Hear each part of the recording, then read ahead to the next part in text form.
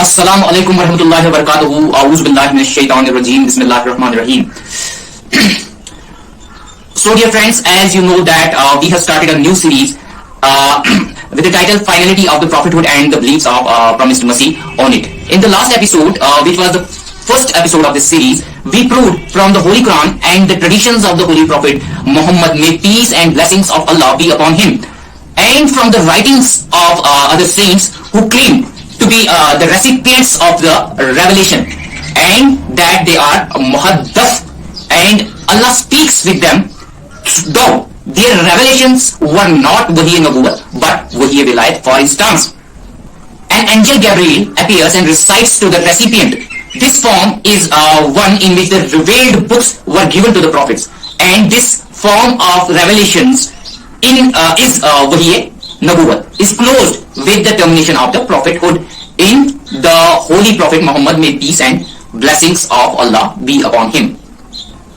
But the other forms of Allah speaking to the chosen ones, that is Wahiy Wilayat, is continued, and Allah speaks freely to Muhaddathin without his being a prophet. We also proved it from the writings of the Promised Mercy, who is the Imam of the age, that he was a firm believer in the finality of the prophethood of our Lord and Master, the Holy Prophet Hazrat Muhammad, may peace and blessings of Allah be upon him. Now let's discuss the same topic in more details, which is difference between Muhadath and a prophet. The Holy Prophet's well-known saying that if there could be a prophet after him, it would have been Umar ibn Khattab radhiyallahu ta'ala anha. But there would be no prophet anymore, and that Hazrat Umar was the Muhadath shows that a Muhadath has the quality of a prophet, but he is not appointed as such. That is why Hazrat Mujaddid al-Aqstani quoted Hazrat Abu Bakr and Umar among the prophets, Maktubat, book number 1, part 4, letter number 51. And the following sayings of Hazrat Sheikh Muhyiddin Ibn Arabi is very relevant to what happened to Hazrat Mirza Ghulam Ahmad Sahib. Hazrat Sheikh Muhyiddin Ibn Arabi wrote as follows: from some of the saints of Muhaddath, a stranger to such things thinks that the former is claiming to be a prophet and concealing the Shariat of Muhammad, may peace and blessings of Allah be upon him, and the stranger then brands him a prophet, that is heretic. We have seen much of this in our own times, and we have ourselves tasted of it at the hands of the ulama of our time. But we excuse these peoples because the truth of the selected group of the Muhaddathin is not established to them, and they ulama speak from overpowering suspicions. And the reference is the Futuhat-e-Makkiyah, part number 2, page number 79. Now, Maulana Mufti Kafayatullah, former head of the Jamiyat-e-Ulama of India, said, Muhaddath is one on whom the words of Allah descend by special type of revelation. These people, Muhaddithin, are according to some ulama lesser prophets, point to be noted, and according to other ulama they are saints of the highest order. Book Majlisul Abrar, marginal note on page number 109. Maulana Abdul Kalam Azad said that Muhaddithin are man superior to all and an example to others, and they are purified to the highest degree and are chosen one of Allah. Their light of knowledge and action is drawn from the lamp of prophethood, and their footsteps are on the way of the prophethood. Tazkira, page number 93. Hazrat Shaykh Abdul Qadir Jilani, a Mujaddid, said, the prophets are given the name of prophets, and we have been given merely the title of prophet. Just remember these points, these are very important points. And he went on to call them a prophets who are saints. Maulana Ashraf Ali Thanvi, well-known translator and commentator of the Holy Quran, called the prophethood of such prophet saints the metaphorical prophethood. Book At-Tanabah Ut-Tawbah, page number 99. I would like to advise you that you should note and keep these points in your mind before we move forward. Now, let's see the next topic, that is the branding.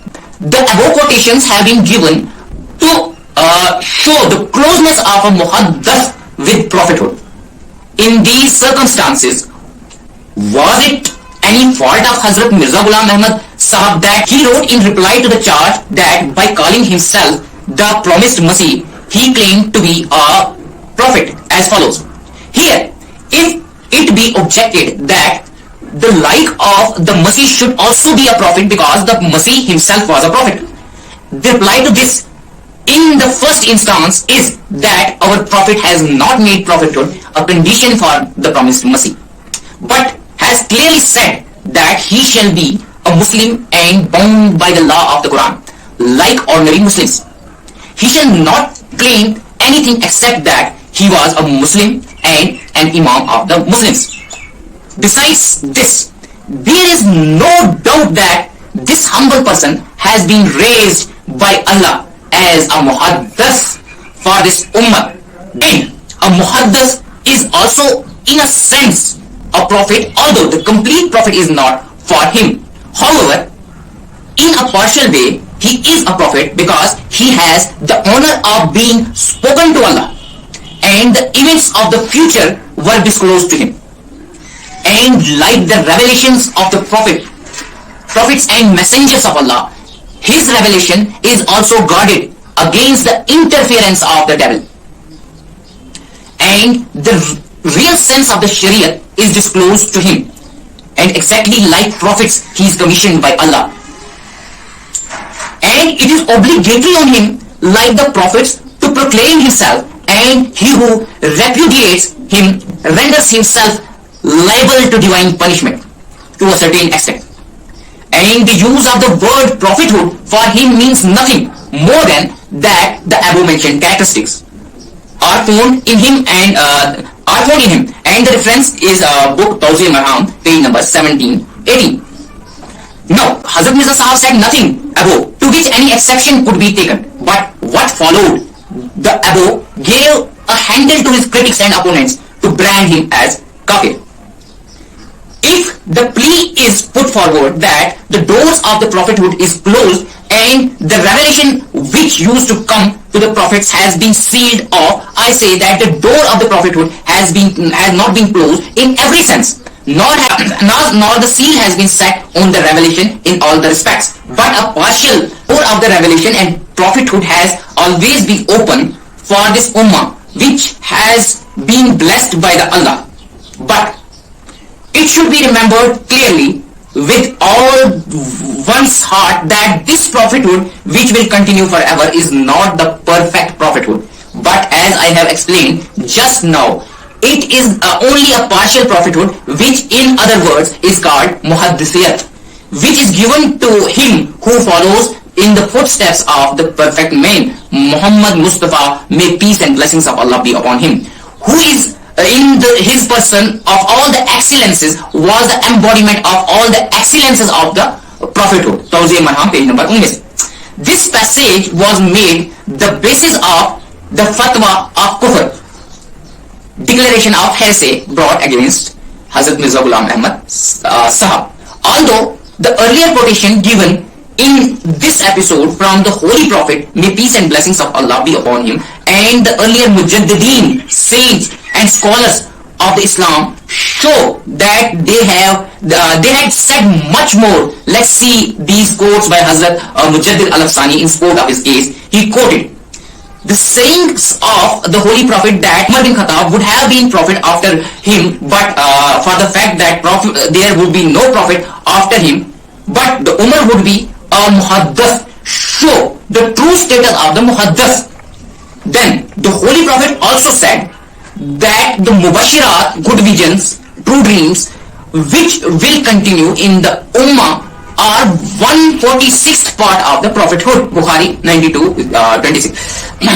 The Holy Prophet went further to say that the revelations will continue in his Ummah, and surely revelation is much higher than a good vision, which are 146th part of prophethood, as stated by the Holy Prophet. He further said, the learned of my Ummah will be like the prophets of Bani Israel, quoted in support of his case by Hazrat Mujaddid al-Thani in his Maktubat volume 2 letter number 30. And other Mujahdids and saints, scholars of Islam have gone much further, as already quoted above, that too without the cautions and qualifications as emphasized by Hazrat Mirza Ghulam Ahmad Sahab.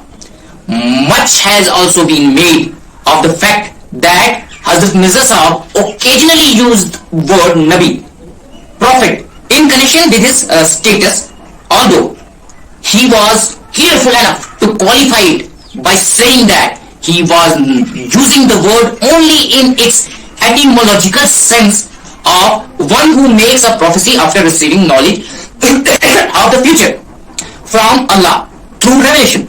He used the word because the word Muhadath merely means one to whom Allah speaks, without the person spoken about receiving the news of the future or making prophecies about the future, which Mirza Sahab made in abundance.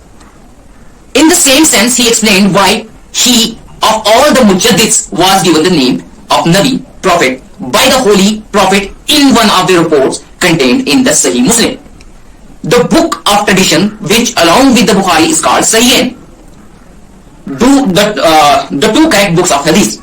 Hazrat Mirza Sahab was the recipient of revelation in thousands, and he made prophecies in hundreds about important events in the future, which proved true later in his lifetime and even after his death. But in spite of the fact that Hazrat Mirza Sahab put himself to great pains to explain that the use of the word Nabi in the Hadith of the Holy Prophet was only in the metaphorical sense and not in the real sense, his opponent continued to accuse him of having claimed a real prophethood. Here again, I would like to draw your attention to the quotes of Hazrat Sheikh Muhyiddin Ibn Arabi, as it is very relevant to repeat what Hazrat Sheikh Muhyiddin Ibn Arabi said. From some of the sayings of Muhadath, a stranger to such things thinks that the former is claimed to be a prophet and is concealing the Shariat of Muhammad, may peace and blessings of Allah be upon him, and that stranger then brings him a kafir, heretic. We have seen much of this in our times, and we have ourselves tasted of it at the hands of the ulama of our times. Futuhat Makkiyah, part 2, page number 79. As it had been proved that promised Masih never claimed prophethood, but his claim was that, as quoted above in the words of the promised Masih, as follows: this humble person has been raised by Allah as a Muhadath for this Ummah. There is a very fine line between Muhadath and Prophet. Muhadath is one who is having all the virtues of prophets and is gifted with divine communication, which is a 146th part of the prophethood. But he is not commissioned as such because the prophethood ended with the advent of the Khatam Nabeen, may peace and blessings of Allah be upon him. It means a Muhadath is qualified for being a prophet, but they cannot be commissioned as no vacancies left and there is no need for any new prophet. No.